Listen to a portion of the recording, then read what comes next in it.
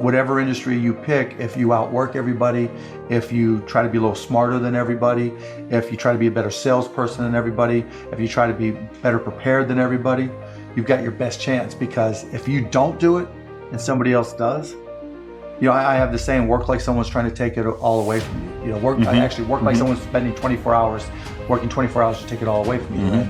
And that's kind of the way I look at it. What would you say is the number one reason why people fail? Lack of brains, lack of effort. Lack of brains, lack of effort. Yeah, they don't do the work. They don't learn, when you walk in the room, when you start a business and you start to talk about somebody, you're never in a vacuum with no competition, unless you're just extremely lucky.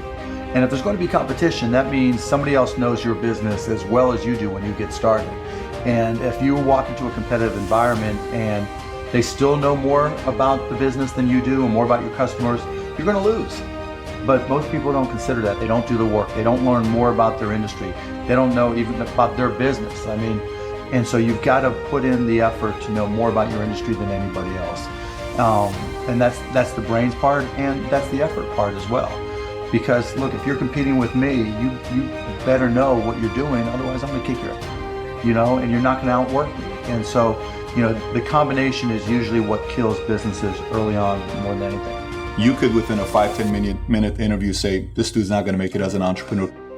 Yeah, I can typically tell, right? I can tell but by their passion. I can tell by their focus. I can tell by their preparation. There's a whole realm of things in any business. Here's the business you're in, and here's 1,000 things that influence whether or not you're going to be successful. Through my experience in businesses, I can put myself in his position and say, okay, here are 900 of the 1,000 things he has to be aware of, and then go through and ask.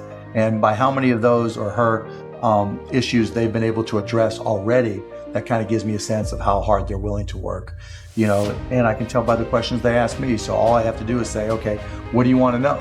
And, when they start saying, what should I do? They ask you. Yeah, and that's fine, right? And I want them to ask questions, but, people like to say, the only stupid questions are the ones you don't ask, and that's not right? Because the questions you ask tell whoever more about you than anything else you do. Because in particular, it tells me about your preparation. If you ask me questions about just basic things that you should have known and you should have down to science, that's going to disqualify you almost more than anything. If you're not always learning, to this minute, if I'm not continuously learning, if I'm not just absorbing as much as I can absorb, someone else is going to kick my ass, right? So you talk about paranoia. The greatest source of your paranoia should be knowledge. If someone else knows more than you do, and if you're not learning, if you don't know if you don't know how to learn, if you don't have a thirst for learning and acquiring information, you're SOL. Do you think there needs to be a healthy level of paranoia? Oh, absolutely. There needs to be. Oh, yeah. I mean, I always say, for every one of my businesses, I said, what would I do to kick my own ass? Right? So whatever business you have, there's somebody trying to put you out of business. There's somebody trying to take a bite out of your business. And it's better for you to figure out how they're going to do it rather than they do it. And so, yeah, that's being paranoid. And so you have to be paranoid. You have to anticipate other people's next moves. And you can't ever, downplay the competition.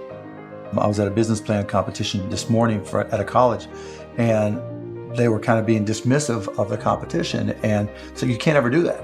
They're out there trying to take you down, and they're not just going to sit still. And if you're good, really, really good, you're going to inspire them to work even harder, faster, better. And so you have to be, very self-aware of what you're good at and what other people are good at. And, a healthy dose of paranoia makes a big difference, is very helpful. Let's transition to a different subject with college. You went to IU, Yep. right? Now you got a lot of people that say, forget about school, drop out of school. They're idiots. So you think they're idiots. Tell me why. If you're going to have and run a business, if you don't understand accounting, you're already behind the 8 ball. Can't you hire a guy that knows how to run But then accounting? they still have to communicate to you.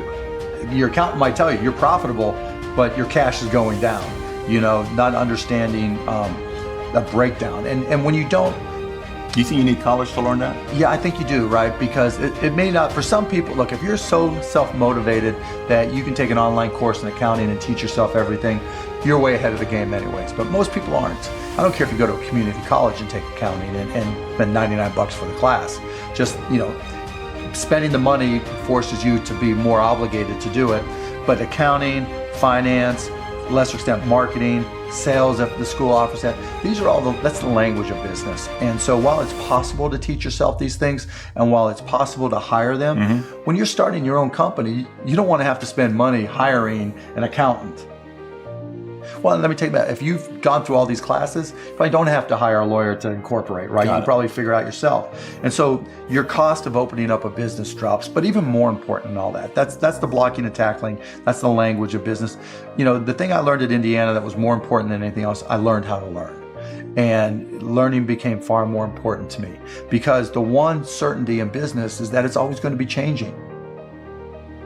How does one entrepreneur increase the speed in areas that they can increase? There's certain things you can't control. Speed in what way? Speed of growing your business. All right. So how fast can I grow it? Yeah, I mean, it just depends. You've got to know your own skill set, right? And you've got to know how that fits within your company's life cycle.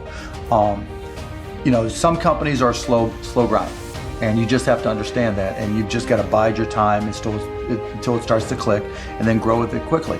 You know, if you're trying to release a product that needs to be ubiquitous, you've got to go as fast as you can, and then, you know, release a product, like a launch. Yeah, and you know, there's a lot of people who will say, you know, perfection is the enemy of profitability, right? And that doesn't mean you have to wait till it's a perfect product. It really just depends on what the product is. It, you know, a barbershop, right? Is it an app? Is it a service? Is it a product? But you know, the key is looking for the low-hanging fruit. What customers are willing to write you a check or commit to it, you know, so that they're willing to integrate it into their daily lives or integrate it into their daily business. And so getting a commitment either through time or revenue is typically what I look for. And so if I can get a commitment, then I'm going to be able to learn. I'm going to see how they use it. Do they sustain usage? And then once I get the next one, you know, hopefully it came a little bit faster than the first one. Then I can ask for referrals, and then the next one, then the next one. And I just try to ramp it up. You know, when I bought the Mavs, we had no season ticket holder base.